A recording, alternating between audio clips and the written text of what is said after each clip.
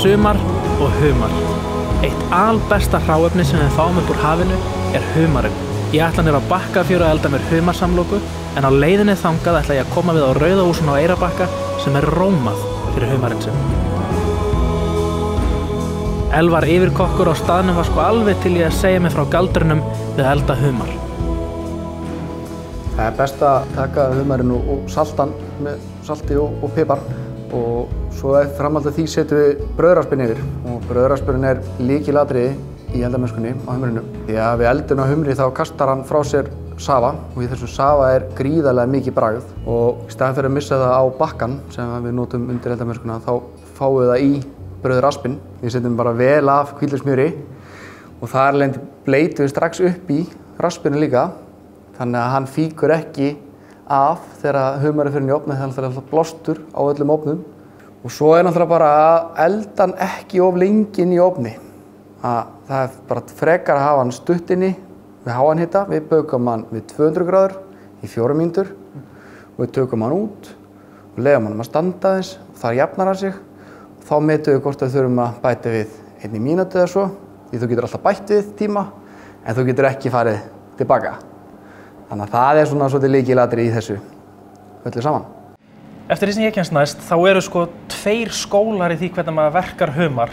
Já. Annars vegar, þú veist, þegar maður ætlar að grilla hann, og svo allt annari aðferð beitt þegar maður ætlar að pilla hann.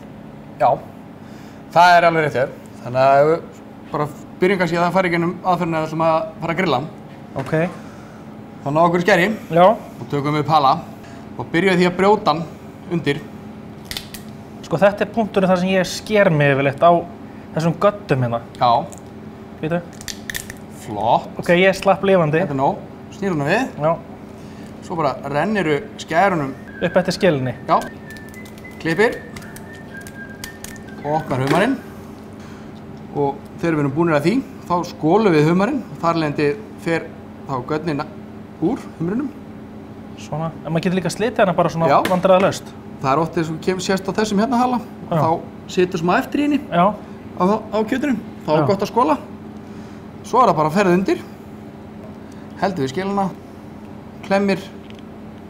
Og leggur ofan. Leggur ofan á. Þá ertu búin að græja uppkliftan humarhala. Þetta beautiful. En hvernig þá best að pilla humar? Þá ná okkur humar. Já. Við ætlum að kljúfa hérna í miðinni, hryggnum. Og þetta bara ná að gera þessa hérna hryggu. Svo þrýstu við alveg hérna niður á neðsta hrygginn. Svona. Og í þeirri vonum við náum. Akkurat. Heyrðu! Halló. Heyrðu, þú ert besti kennari sem ég nokkur sem haft. Svo klárum við með bara leggja inn í lófann. Leggja í lófann. Og tógum hann og ítum laust á móti með þumlunum. Voilà. Þá kemur hann svona fallegur. Sérðu? Þetta bara gullfallegt.